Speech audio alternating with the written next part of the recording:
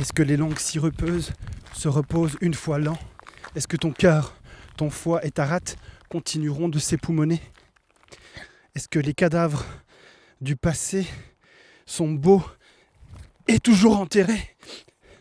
Durant les 5 minutes de lucidité qui te restent, avant que l'on s'empare à nouveau de ton tour de taille, ou de tes testicules, ou de tes ovaires, dis-moi ce qu'il en est. Cette ville, elle te plaît? Elle te plaît vraiment? Pourquoi y es-tu allé? Pourquoi y restes-tu? Tu me réponds, l'insondable sentiment de liberté, l'insondable sentiment d'insomnie, l'insondable sentiment que l'Europe est tangible, l'insondable après-midi que tu passasses au bord de l'Hpré. Ouais, ce sont des arguments. Tu me racontes un soir, il avait ce gars, il avait cette fille, vous avez bu, vous avez dansé, et immanquablement vous vous êtes baisés. Et puis il y a 2 semaines, il y avait cette fille, il y avait ce gars. Vous avez bu, vous avez dansé. Vous vous êtes inévitablement baisés. Et puis cela te rappelle encore. Il y a quelques mois, il y avait ce gars, il y avait cette fille. Et vous avez bu et dansé. Et inévitablement, vous avez...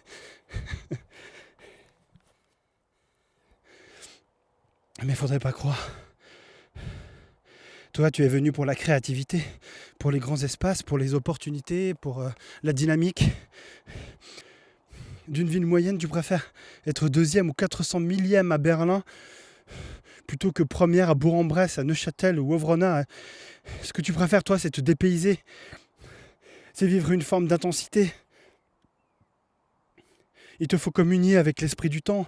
Brunch à 10 €, canapé au bord du trottoir, squat à 10 pas, pas loin là où on te loue un atelier, jardin permaculture, jonglant de rue pour te regarder marcher sur une artère de pavés, danser et te dépenser encore une journée puis aller te coucher. Ne pas raconter les jours, ne pas raconter les nuits où tu t'emmerdes, car aucune ville qui soit ne peut te combler jusqu'au nombril. Une ville filtre le vivant du non-vivant et filtre les bons vivants des mauvais vivants. Un soir, tu as failli passer de l'autre côté de la barrière. Devenir un mauvais vivant. Tu rayais plus. Et un embryon se formait dans ta tête. Mais qu'est-ce que je fais là? Et le doute s'était planté quelque part en toi. Tu ignorais où. Tu aurais bien voulu gratter suffisamment fort pour faire tomber ce mélanome. Mais c'était pas possible. Heureusement, tu étais vaguement croyante et tu t'es rappelé ce proverbe salutaire et biblique. Doute du doute et tu croiras. Alors tu as décidé de l'appliquer à la lettre. Et t'es retourné dans la course. Et t'as mordu à l'hameçon. Et t'as grignoté à l'hostie. Et un petit buvard à cidre fourgué par tu sais plus qui. Et finalement, t'as cru encore un instant que nul lieu, nulle part ne pouvait t'offrir autant de vie, de pulsations, d'étonnement, de mélange à ta jeunesse exaltée que le point précis là où tu étais. Et tu te disais, les avant-gardes sont devenus rétrogrades. Au chiottes, les lettristes. Au chiottes, les dadaïstes. Au chiottes, les situationnistes. Les post-situationnistes. Fuck off, les illetristes. Ici et là, nous sommes véritablement les vrais avant-gardistes. Nous suivons l'esprit du temps. Nous le persévérons. Nous le préservons. Nous l'actualisons. De l'avant, nous ne gardons rien. C'est nous qui allons de l'avant. Voilà votre cri de ralliement, celui que tu te plais à hurler chaque soir où tu sens tes reins contre des rennes chasubles.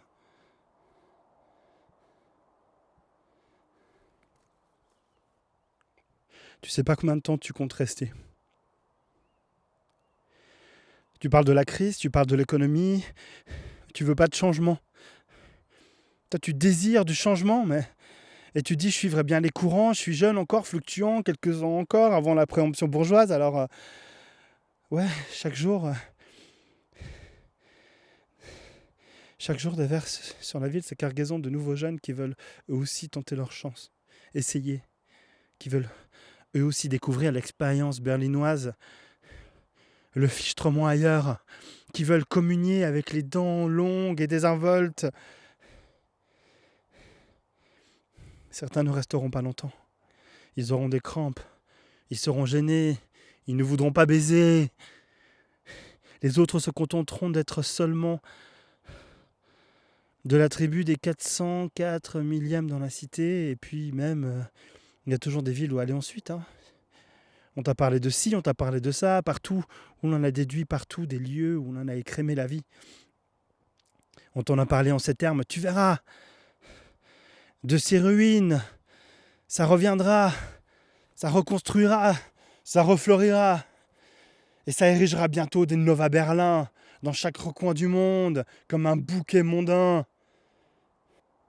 Et toi, tu crois que tant qu'il restera des villes pour faire croire que ta jeunesse d'or ne passera pas, et que le monde est encore pépite et sucre à explosion, tu pourras encore fumer des cigarettes et contempler les levées de soleil sans t'enlacer.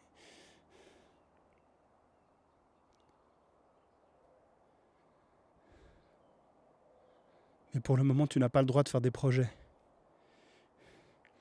Tu te l'interdis et puis les 5 minutes se sont écoulées. Une vibration dans les chines te fout des frissons, un vrombissement de malade. Tu vas y aller? Tu vas y retourner? Si tu parles suffisamment fort, si tu te fais écouter suffisamment longtemps, si tu danses comme un liquide, sans barrière, comme un corps sans organes, peut-être bien que ce soir-là, tu ne seras que 3400 millième dans la ville. Et qu'un jeune fraîchement venu sera heureux, ravi et fier et honoré et inestimable de prendre ta place, ainsi laissée vacante. Tu te lèves et sans un regard, tu te diriges vers le bas.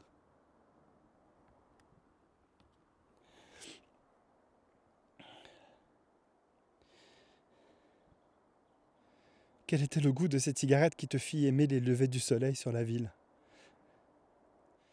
Ton derme sur sa peau. Te rappelles-tu des cloches qui sonnaient leur creuse? T'a-t-on finalement dit qu'aucun royaume jamais ne nous avait été promis?